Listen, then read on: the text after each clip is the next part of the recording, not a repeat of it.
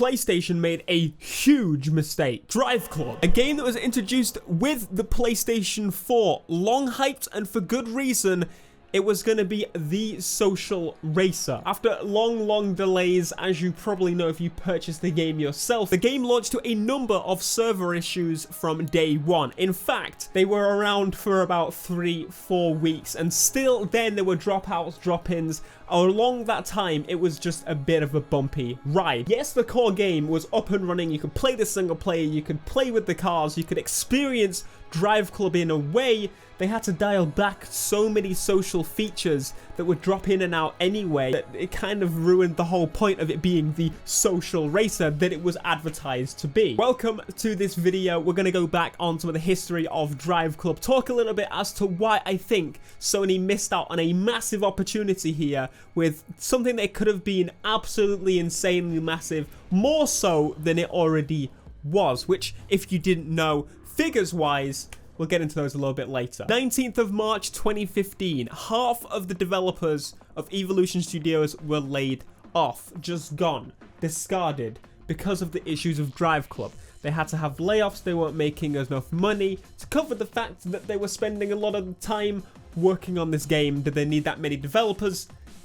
I don't know, but either way, they were halved to about 55 members of staff, which isn't great amounts of numbers for a game studio. Evolution Studios will now focus on Driveclub as a service going forward, in particular the important launch of the PS Plus edition. So, if you didn't know, during the announce of Driveclub, it was announced it was going to be a free PlayStation Plus version where you could play a bulk of the game online with the people that even had the paid version. So, you could experience this world, this social racer that they have connected and pushed for massively. The PS4 was open to be this big socially connected thing that also works offline, remember, because Microsoft, yeah, you need the internet connection. They were pushing, and I feel like the Microsoft thing where they said it was always online and people went crazy about it, I think had a negative effect across the industry. I reckon Sony thought, no, people don't want the online-only social racerness right now. They're not ready for it.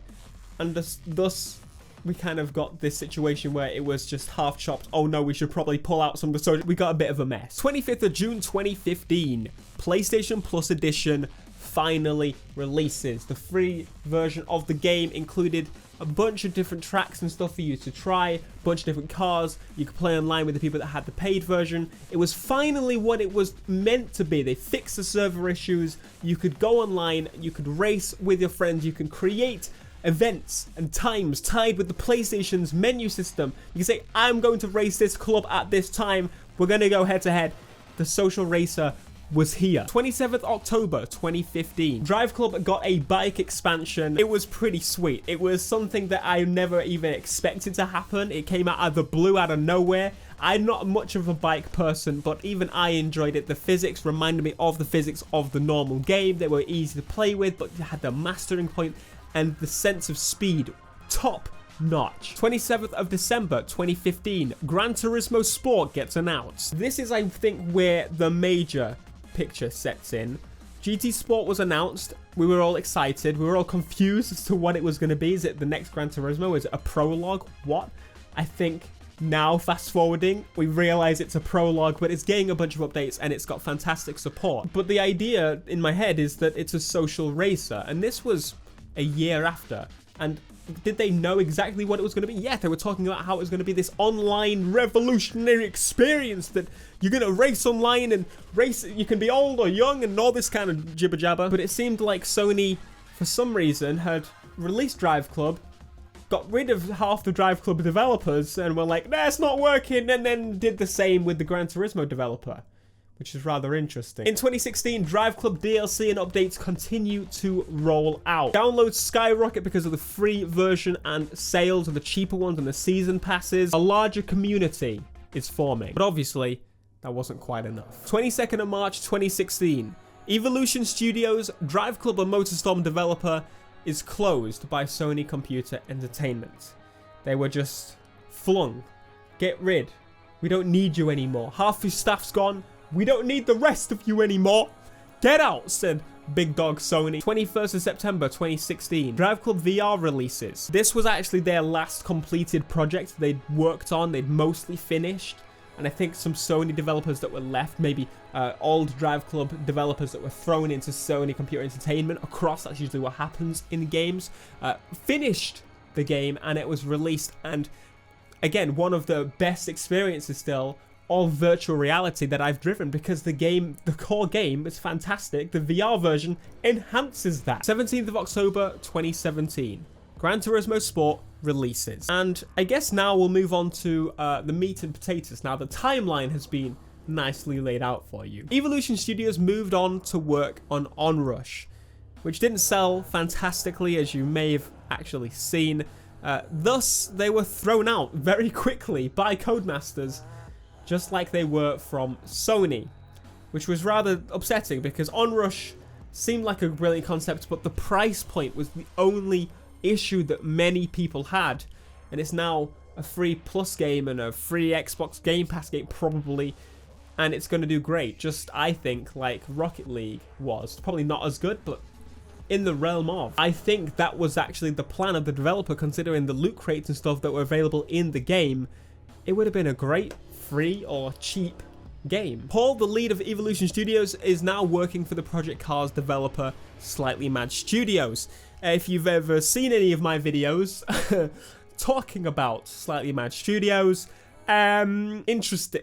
Driveclub was early. It was a pioneering game in this socially, continuously updated world we currently live in. Driveclub was early. At the beginning of the generation, as is clear with GT Sport, nobody understood how important multiplayer and social updates were gonna be. GTA 5, Red Dead Online, Minecraft, Fortnite, and even Gran Turismo Sport. So what we have then to summarize is a bit of a waste. A wasted opportunity. Sony could have used the tools they had, the platform they were on, to build something even better, but instead they saw it differently. GT Sport is currently sitting at 6.6 million online plays on PS4, while Driveclub is sitting at 10.5 million on PS4. Now, obviously, the difference is GT Sport was available later than that of Driveclub, and also there was a free-to-play version.